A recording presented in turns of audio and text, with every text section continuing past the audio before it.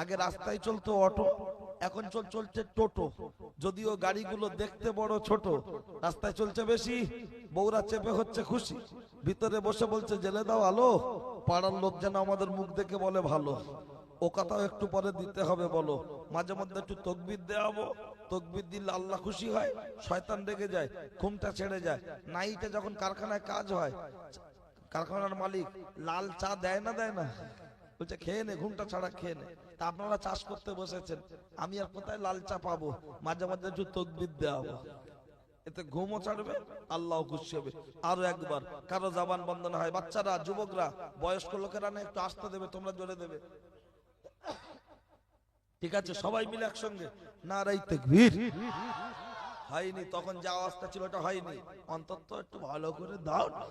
আমি আগে বলেছি, অন্তত যারা শুয়ে আছে ওয়াজ শুনতে হবে না, উঠে একটু পেশাব করে শুয়ে পড়ো। ঠিক আছে, কারো জবান যেন বন্ধ না হয়। আর একটু নড়ে চড়ে নারাই তাকবীর। হ্যাঁ, আমরা ঘুমবো না, ওরা শুয়ে থাকবে। অন্তত সকালবেলা উঠে হয় হুজুরদের গাল দেয়, তাহলে মাই গলার গাল দেয়, যে কি আওয়াজ দিয়েছিলিস বে। ঠিক আছে, চলে আলোচনা।